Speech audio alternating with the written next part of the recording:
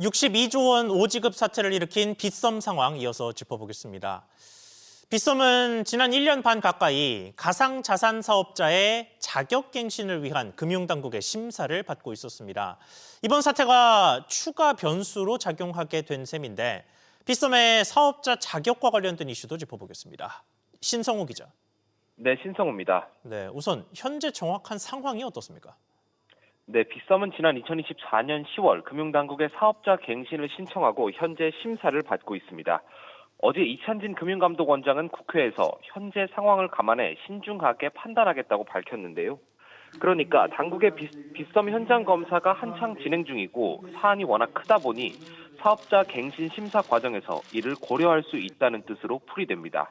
그렇게 되면 심사가 장기화될 가능성도 있습니다. 다만 특검법에서는 정보보호관리체계 인증을 획득하지 않은 경우나 실명 확인 가능 입출금 계정으로 금융거래하지 않는 경우 등에 금융당국이 사업자 갱신을 수리하지 않을 수 있다고 명시하고 있는데요. 그러니까 이번 사태가 불수리 요건과 직접적인 연관이 없다는 관측도 나오고 있습니다. 네, 다만 그렇게 심사를 벌이고 있는 당국도 사실 이번 사태의 책임에서 자유롭지 않다 이런 말이 나오고 있습니다. 네, 그렇습니다. 금융당국이 최근 5년간 빗썸을 무려 6차례나 점검, 검사했다는 사실이 밝혀졌는데요. 그러니까 당국이 수차례나 빗썸을 들여다봤음에도 시스템상 허점을 발견하지 못했고 결국 사고로 이어졌다는 겁니다. 형식적인 점검하고 형식적인 권고하고 이렇게 지내왔던 거 아니냐 이런 의구심을 갖는 겁니다. 금융당국에서도 책임이 있는데도 불구하고 이건 빗썸만의 문제인 것처럼 책임 회피 아니냐 이런 비판을 받을 수 있는 겁니다. 이에 대해 권대영 금융위원회 부위원장은 외형 성장에 걸맞은 감독과 제도가 미흡했다고 인정했습니다. SBS 비즈 신성우입니다. 이어서 부동산 소식입니다. 대통령을 비롯해 연일 다주택자 압박에 나섰던 정부가 이번에는 집을 팔도록 유도하기 위해 퇴로를 열어주기로 했습니다. 양도세 중과를 피하기 위해 당장 집을 팔고자 해도 세입자가 있으면 충돌이 생기는 상황이었는데 이런 문제가 해소됩니다. 정윤영 기자. 네, 정윤영입니다. 네, 임대차 계약이 종료될 때까지는 기다려도 된다는 게 골자죠. 그렇습니다. 정부는 오늘 임차인의 주거를 보호하고 매도 의지가 있는 다주택자는 집을 팔 수 있도록 관련 보완 방안을 발표했는데요. 원래 토지거래 허가구역 내 주택은 매수 4개월 내에 실제 입주해서 살아야 하는데요. 만약 세입자가 살고 있는 다주택자 소유의 집을 매수할 경우 이 세입자의 임대차 계약이 끝날 때까지 매수자가 입주하지 않아도 됩니다. 정부가 최장 2년간 실거주 의무를 유예해 주기로 했기 때문입니다. 늦어도 2028년 2월 11일까지만 실거주를 위해 입주하면 된다는 뜻입니다. 단 이때 매수자는 무주택자여야 하는데요. 주택은 물론 분양권, 입주권도 없어야 합니다. 세입자는 계약갱신 청구권을 행사해 추가로 2년을 더 거주하는 것이 불가능합니다. 자, 양도세 중과 유예의 마감은 오는 5월 9일입니다. 이때까지 잔금까지도 다 맞춰야 하느냐 이것도 논란이었는데 어떻게 정리가 됐습니까? 네, 잔금 지급 시한을 늘려주기로 했는데요. 서울, 강남, 서초, 송파, 용산구 등 기존 토지거래 허가구역은 5월 9일까지 계약한 뒤 4개월 안에 잔금 등기를 마치면 되고요. 지난해 새롭게 규제지역으로 지정된 서울 21개구와 경기 12곳은 6개월 내로 하면 됩니다. 해당 기간 내 잔금 등기를 완료하면 양도세가 중과되지 않는 겁니다. 다만 기한 내 잔금 청산 등이 이루어지지 않아 계약이 파기되는 경우 매도자가 구제를 받을 수 있는 방안은 없습니다. 정부는 다주택자 양도소득세 중과유예 종료와 이에 따른 제도 보완을 위한 시행령 개정안을 내일 입법 예고, 이달 중 공포 시행할 계획입니다. SBS 비즈 정윤영입니다. 정부는 이틀 전에 이번 대책 내용의 일부 내용을 예고하면서 시장에 신호를 준 바 있습니다. 그리고 불과 이틀 사이에 서울 아파트 매물 시장에서 실제 매물이 늘어난 것으로 나타났습니다. 다만 이게 전반적인 시장의 안정세까지 이어질지는 미지수인데 취재기자 연결해 보겠습니다. 최지수 기자. 네, 최지수입니다. 네, 이틀이면 사실 부동산 시장에서는 정말 짧은 시간인데 서울의 아파트 매물이 얼마나 늘었습니까? 네, 부동산 정보 플랫폼 아실에 따르면 오늘 서울 아파트 매물은 62,350여 건으로 정부 방침이 처음 발표된 이틀 전보다 3.2% 늘었습니다. 단순 매물 수로는 2,000건 가까이 증가한 건데요. 이틀 동안 금천구, 강북구를 제외한 서울 23개 자치구에서 모두 매물이 늘어났습니다. 성동구가 1,570건, 마포구가 1,700여 건으로 각각 6% 넘게 늘면서 한강벨트의 매물 증가세가 두드러졌습니다. 노원구도 200여 건 증가한 4,763건으로 집계됐습니다.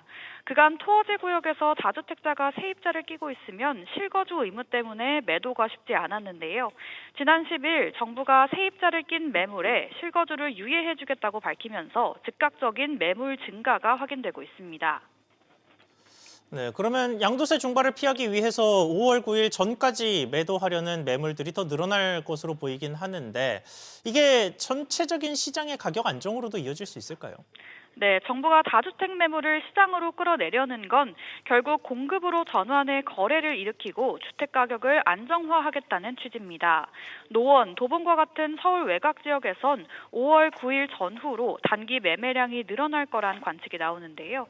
다만 강남 3구와 용산구 같은 상급지는 수요가 두터운 만큼 가격 조정폭이 제한될 거란 시각도 있습니다. 또 야권에선 다주택 매물이 풀린다고 해도 정부가 10-15 규제로 대출을 막아놓은 상황에서 거래가 활성화될 수 있겠냐고 지적합니다. 결국 5월 9일까지 팔려는 다주택자와 대출 규제 속에서 관망하는 매수자 사이에 치열한 눈치 싸움이 이어질 전망입니다. SBS 비즈 최지수입니다. 다음으로는 국내 주요 그룹을 둘러싼 대형 소송 소식 연달아 전하겠습니다. 얼마 전에 삼성전자의 성과급 일부를 퇴직금에 반영해야 한다는 대법원의 판결 소식 전해드린 바 있습니다. 같은 종류의 소송이 SK하이닉스에서도 제기됐는데 조금 전 이 소송에서 대법원이 삼성전자와 반대의 판결을 내렸습니다. 두 회사 판결의 결정적인 차이가 뭐였는지 취재기자 연결해 보겠습니다. 안지혜 기자. 네, 안지혜입니다. 네, SK하이닉스 판결 내용 전해주시죠. 네, 대법원 1부는 조금 전 오전 10시 SK하이닉스 퇴직자 2명이 회사를 상대로 낸 퇴직금 청구 소송 상고심에서 원고 패소 판결을 확정했습니다. SK하이닉스 퇴직자 2명은 지난 2019년 경영성과급이 평균 임금으로 포함되지 않았다면서 이를 포함한 금액의 차액만큼을 지급하라는 소송을 제기했습니다. 앞서 1심과 2심 재판부는 경영성과급은 근로의 대가에 해당하지 않는다면서 사측의 손을 들어준 바 있는데요. 대법원 역시 SK하이닉스가 취업규칙과 단체협약 또 노동 관행 등에 의해서 경영성과급을 지급할 의무를 부담했다고 보기는 어렵다며 근로의 대가로 인정할 수 없다고 판단했습니다. 특히 영업이익에 따른 경영성과급은 근로제공과 직접적으로 또는 밀접하게 관련된 것으로 보기 어렵다면서 임금성을 부정했습니다. 네, SK하이닉스 입장에서는 수조 원의 퇴직금 폭탄을 피하게 됐습니다. 그렇습니다. SK하이닉스 입장에서는 한시름 덜게 됐습니다. 특히 회사가 최근 평균 1억 원의 성과급을 지급한 만큼 대법원 판단에 따라 연간 수조 원의 인건비 지출 부담이 추가로 발생할 수 있었기 때문인데요. 지난달 말 비슷한 취지의 삼성전자 경영성과급 판결에서 재판부가 근로자 손을 들어주면서 이번 SK하이닉스 판결에도 관심이 쏠렸는데 결국 최종 결과는 달랐습니다. 대법원은 삼성전자 목표 달성 장려금의 경우 경영성과의 사후적 배분이 아니라 근로성과의 사후적 정산으로 봐야 한다면서 임금성을 인정했습니다. 그러니까 같은 성과급이라도 사규상의 지급 의무와 근로자의 성과 통제력이 임금과 보너스를 가르는 잣대가 됐습니다. SBS 비즈 안지혜입니다. LG가에서는 고 구본무 전 회장의 상속 재산을 둘러싼 오너 일가의 법적 분쟁 1심 판결이 나왔습니다. 법원은 구광모 회장의 손을 들어줬습니다. 류선우 기자. 네, 류선우입니다. 네, 역시 조금 전에 선고가 나왔죠. 결과 전해주시죠. 네, 서울 서부지방법원은 오늘 오전 10시 구광모 LG그룹 회장을 상대로 양어머니 김영식 여사와 여동생들이 낸 상속 회복 청구 소송 선고 공판에서 원고 측 청구를 기각했습니다. 이는 이는 구본무 선대회장의 배우자 김 여사와 친딸 구영경 LG복지재단 대표 구연수 씨가 지난 2023년 2월 소를 제기한 지 3년 만에 나온 결론입니다. 김 여사와 두 딸은 유언장이 있는 줄 알고 경영권 지분을 양보했지만 실제로는 유언장이 없었다며 기망에 의한 것이니 상속 재산을 법정 비율대로 다시 분할해야 한다고 주장했습니다. 하지만 재판부는 지난 2018년 재산 상속이 유효하게 이뤄졌고 기망 행위에 의한 것이라 보기 어렵다고 판단했습니다. 자, 구 회장 입장에서는 일단 숨을 돌리게 됐습니다. 네, 구 전 회장이 남긴 재산은 LG 지분 11.28%를 포함해 약 2조 원 규모로 알려지는데요. 구광모 회장은 법정 상속 비율이 아닌 유족 간 합의에 따라 지분 8.76%를 물려받으며 최대 주주 지위에 올라설 수 있었습니다. 구영경 대표는 지분 2.01%, 구연수 씨는 0.51%씩을 나눠 가졌고 김 여사와 함께 5천억 원 규모의 유산을 물려받았습니다. 만약 법정 비율대로 다시 분할하면 구 회장 지분보다 세 모녀의 지분 합이 더 많아져 경영권이 흔들릴 수 있었는데요.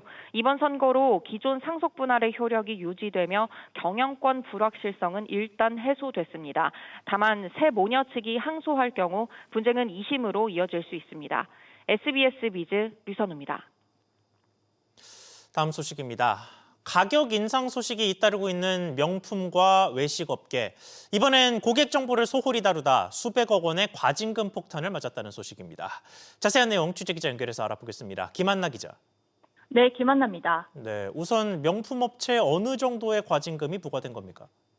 네, 개인정보위는 루이비통과 디올, 티파니 등 3개 명품 브랜드에 모두 360억 3,300만 원의 과징금과 1,080만 원의 과태료를 부과했습니다. 루이비통은 이 가운데 60%에 달하는 214억 원의 과징금을 물게 됐는데요. 무려 360만 명의 고객 정보가 3번에 걸쳐 유출된 것으로 드러났습니다. 디올의 경우 195만 명의 정보가 유출된 사실을 석 달이 넘도록 확인하지 못했고 이를 알고도 사흘 뒤에나 신고하는가 하면 티파니는 정보 관리에 소홀한 것으로 나타났습니다. 이들을 포함한 명품 브랜드들은 한국 시장에서 1년에 수차례 가격을 올리며 배짱 영업을 하고 있는데 정작 고객 정보 관리에는 소홀하다는 지적이 나옵니다. 네, 그리고 유명 외식업체들도 대거 제재를 받았습니다. 네, 그렇습니다. 버거킹은 9억 원대 과징금을 부과받았는데요. 법정 대리인의 동의 없이 14세 미만 아동의 개인정보를 수집 이용하는가 하면 개인정보 관리자의 접속 기록 등을 남기지 않는 등의 관리 부실도 적발됐습니다.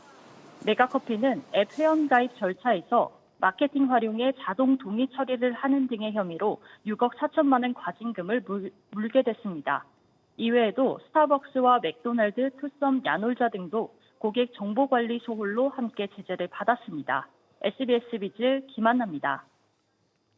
자, 정보의 유출은 아닙니다만 과징금과 관련된 제도 변화 조짐도 포착됐습니다. 공정거래위원회가 올 하반기부터 은행 등 대기업의 불공정 거래에는 과징금을 더 매기기 위한 새로운 기준 도입을 검토 중입니다. 부동산 담보 인정 비율, 이른바 LTV의 담합과 관련해 부당 이자 수익의 4%만 과징금으로 부과받은 4대 은행들이 준비 중인 행정소송에도 영향을 줄지 주목됩니다. 오수영 기자. 네, 오수영입니다. 네, 공정위 과징금이 전반적으로 올라간다는 거죠. 그렇습니다. 공정위가 이르면 오는 9월부터 불공정거래 과징금의 하한선을 만들고 기업 규모가 클수록 더 큰 액수를 징벌적으로 부과하는 기준 도입을 검토하고 있습니다. 공정위는 과징금 부과체계 개선 연구를 시작했는데 이 용역은 오는 8월 완료될 예정으로 그 직후 전문가 의견 수렴을 거쳐 실제 공정위 업무에 반영될 예정입니다. 권혜정 공정위 심판총괄 담당관은 전반적으로 현재 과징금이 적다고 생각해서 상한을 올리는 것이므로 과징금을 전체적으로 올려서 불공정 행위 억지력을 높이기 위한 목적이라고 설명했습니다. 네, 과징금 규모를 전체적으로 올린다고는 합니다만 기업 규모에 따른 차등도 생기게 된다면서요? 그렇습니다. 공정위는 우선 불공정 기업의 자산 총액이나 전세계 매출액 등 기업 규모를 기준으로 한 국내외 제재 사례와 그 제재 금액 산정 방식을 취합해 이를 공정위 과징금 체계에 반영할 예정입니다. 최초의 정보 공유 담합 사례가 된 4대 은행 LTV 짬짬이를 통한 부당 이득이 6조 8천억 원이었던 데 비해 지난달 공정위가 부과한 과징금은 그 4%에 불과한 2,720억 원이어서 논란이 됐던 바 있습니다. 공정위는 또 과징금 부과액에 하한을 둔 국내외 사례를 취합해서 이 수준으로 불공정 거래 과징금에도 하한을 설정할 방침입니다. 금융위원회는 자본시장 불공정 거래를 규제하면서 최저 부과액 기준 3가지 중 하나에라도 해당되면 아무리 낮아도 법정 최고액의 50%를 넘긴 과징금을 부과하고 있습니다. SBS 비즈 오수영입니다. 한화오션이 거제조선소에서 검증을 마친 지능형 로봇 부대를 내년 말 미국 필라델피아 조선소에 전격 투입합니다. 한화오션의 로봇 기술을 미국 조선소의 생산성 격차를 메우는 핵심 수단으로 삼겠다는 뜻으로 풀이됩니다. 조슬기 기자. 네, 조슬기입니다. 네, 당장 내년부터 투입을 하겠다는 거죠. 네, 한화오션이 거제조선소에서 실증을 마친 지능형 로봇들을 내년 말 미국 필리조선소에 배치할 계획을 세운 것으로 파악됐습니다. 먼저 거제조선소에서 이 자체 검증을 끝마친 무게 17kg급 이 탑제론지 용접 로봇이 필리조선소에 투입될 예정입니다. 밀폐된 선박 내부에서 이 스스로 철판을 이어붙일 수 있는 3년차 숙련 용접공의 실력을 갖춘 로봇으로 평가받습니다. 또 레일 없이도 혼자 알아서 움직이며 두꺼운 철판을 한 번에 수직으로 용접하는 무레일 EGW 용접 장치, 또 밀폐 공간 이 케이블 설치를 돕는 협동 로봇, 개발 완료 단계인 이 표면 전처리와 도장을 담당하는 블라스팅 로봇 등이 순차적으로 미국으로 건너갑니다. 조선소라는 작업 환경 특성상 이 로봇이 용접하려면 어떤 기술이 반드시 필요하고 또 어떻게 활용해야 하는지 수십 년의 노하우가 적용된 만큼 어느 회사와 비교해도 경쟁력을 갖추었다는 판단입니다. 네, 마스카 프로젝트 이행에 로봇이 반드시 필요하다는 뜻이네요. 맞습니다. 거제에서 이미 검증된 자체 개발 로봇의 이 첨단 자동화 기술을 필리조선소에 이전함으로써 미 해군이 요구하는 품질과 납기를 맞추면서도 가격 경쟁력을 확보하겠다는 계산입니다. 부족한 숙련 인력과 낮은 생산성 또 높은 인건비를 극복하기 위해서는 단순한 건조 기술 이전만으로는 부족하다는 뜻입니다. 더 큰 그림도 있는데요. 한화오션은 2030년까지 용접 자동화율을 현재 67%에서 100%로 끌어올린다는 목표를 세운 바 있습니다. 필리조선소는 이러한 첨단 자동화 기술을 실전 배치하는 시험대이자 미 해군 함정 신규 수주 등 이 방산 시장 진출의 교두보가 될 전망입니다. SBS 비즈 조슬기입니다. 독자 AI 파운데이션 모델, 이른바 독파모 사업의 추가 정예팀 선발 공고가 오늘 마감됩니다. 이미 선정된 LG와 SKT 등 3개 팀이 기준점으로 작용하면서 이번 추가 공모는 그야말로 바늘구멍이 될 전망입니다. 정부는 평가 기준을 충족하는 업체가 없다면 아예 선발하지 않겠다는 계획입니다. 엄하은 기자.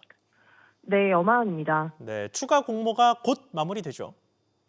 네, 과학기술정보통신부는 독자 AI 파운데이션 모델 추가 정예팀 한 곳을 선발하는 2차 공모를 오늘 오후 4시 마감합니다. 현재까지 참여를 공식화한 곳은 스타트업 2곳입니다. 정부는 공모 마감 직후 곧바로 평가에 들어가 설 연휴 이후 결과를 내겠다는 계획입니다. 당초 정예팀 4곳을 선발할 계획이었지만 최종적으로 3개 팀만 선정되면서 추가 공모 절차가 이어지고 있습니다. 네, 그런데 선정 문턱은 1차보다 더 높아졌다면서요? 그렇습니다. 이번 2차 공모는 이미 선정된 3개 예정팀이 사실상 기준점이 되면서 선정 요건이 한층 강화됐습니다. 다른 정예팀과 경쟁이 가능한 실력을 입증해야 한다는 조건이 생겼는데요. 선정 요건으로는 로스로그 등 설계와 사전학습 과정 등을 거친 AI 모델 개발 역량과 경험 등을 입증해야 하고 HLE 등 글로벌 벤치마크 평가 결과 등 객관적인 성과도 증빙해야 합니다. 과기부 관계자는 먼저 뽑힌 3개 정예팀과 경쟁 가능한 곳을 뽑아야 하기 때문에 다양한 지표 등에서 실력을 입증해야 한다고 설명했습니다. 전문가 평가위원 과반이 인정한 컨소시엄이 최종 선정될 예정인데요. 평가 기준을 충족하는 업체가 없을 경우 추가 정예팀을 선발하지 않을 가능성도 열어둔 상태입니다. SBS 비즈 엄하은입니다. 온라인 쇼핑과 중고 거래가 활발해지면서 택배 주고받을 일이 점점 더 많아지고 있죠. 그래서 접근성이 좋고 택배비도 저렴한 편의점을 찾는 사람들이 급증하고 있습니다. 이들을 잡기 위한 편의점 업계의 경쟁도 치열해지면서 고객이 있는 곳에 찾아가서 택배를 수거하는 서비스까지 확대되고 있습니다. 정대한 기자. 네, 정대한입니다. 네, 이른바 방문 택배라고 많이 불리죠. 이게 강화된다고요. 네, 업계에 따르면 CU는 CUF 회원이 아닌 일반 고객들에게도 택배 접수 물량에 제한을 두지 않기로 했습니다. 기존의 비회원은 한 번에 2건만 접수할 수 있었지만 어제부터는 3건 이상 접수도 가능해진 겁니다. 다량 접수의 경우 건당 요금이 소량보다 저렴한데요. 비회원의 경우 3건 이상 접수 시 최저 운임이 기존 12,000원이었지만 앞으로는 9,600원으로 낮아집니다. 앞서 CU는 지난 2024년 업계 최초로 방문 택배 서비스를 도입했고 경쟁사인 GS25도 지난해 10월부터 방문 택배 서비스를 시작했습니다. 네, 이런 방문 서비스가 아니어도 최근에 편의점들이 계속해서 택배 서비스를 강화하는 모습입니다. 네, 편의점 택배는 전국 곳곳에 자리 잡은 촘촘한 매장들과 물류망, 그리고 저렴한 요금을 앞세워 소비자들을 공략하고 있습니다. CU의 택배 수요는 매년 10% 안팎으로 성장하고 있는데요. 지난해 4월 접수 다음 날 도착하는 내일 도착 보장 서비스에 이어 10월에는 일본으로 보내는 택배에 대해서도 반값 요금을 적용했습니다. GS15도 지난해 12월 2길 배송인 내일 택배를 새롭게 출시하고 세븐일레븐도 지난해 반값인 착한 택배를 내놓는 등 택배 사업이 편의점 업계의 새로운 먹거리로 자리 잡고 있습니다. SBS 비즈 정대한입니다. 미국의 지난달 고용시장 상황이 예상보다 훨씬 좋았던 것으로 나타났습니다. 양호한 지표가 나오자 시장의 금리 인하 기대감은 약해졌습니다. 자세히 알아보겠습니다. 이한승 기자. 네, 이한승입니다. 네, 우선 미국의 고용 지표 어땠습니까? 네, 시장 예상보다 고용은 2배 넘게 늘었고 실업률은 떨어졌습니다. 미 노동부 노동통계국은 현지 시간 11일 1월 비농업 부문 일자리 수가 전월 대비 13만 명 증가했다고 밝혔습니다. 다우존스가 집계한 전망치 5만 5천 명을 크게 웃돌았고요. 실업률은 4.3%로 전달보다 0.1%포인트 낮아졌습니다. 반면 지난해 연간 고용 증가폭은 대폭 수정됐는데요. 미국 고용통계의 연례 벤치마크 수정에 따라 당초 58만 4천 명에서 18만 1천 명으로 하향 조정됐습니다. 이는 지난 한 해 월 평균 고용 증가가 1만 5천 명 수준에 불과하다는 뜻이어서 고용시장 상황이 실제로는 개선되지 않았다는 해석을 낳고 있습니다. 다만 어쨌든 가장 최근인 1월 수치가 예상을 뛰어넘으면서 금리 인하 기대감은 약해졌겠습니다. 네, 그렇습니다. 시카고 상품거래소 페드워치에 따르면 3월 금리 유지 전망은 95%에 육박하고 있습니다. 불과 한 주 전 80%도 안 됐던 것에 비하면 유지 전망이 압도적으로 강해진 겁니다. 6월 금리 전망을 봐도 한 주 전에는 인하 전망이 유지의 2배였지만 이제는 인하와 유지 전망이 비슷해졌습니다. 연은 총재들도 추가 인하보다는 동결에 무게를 두는 모양새입니다. 이런 가운데 트럼프 대통령은 이번 고용 지표를 언급하면서 다시 세계에서 가장 강력한 국가가 됐다며 가장 낮은 금리를 지불해야 한다고 인하 압박에 나섰습니다. SBS 비즈 이한승입니다.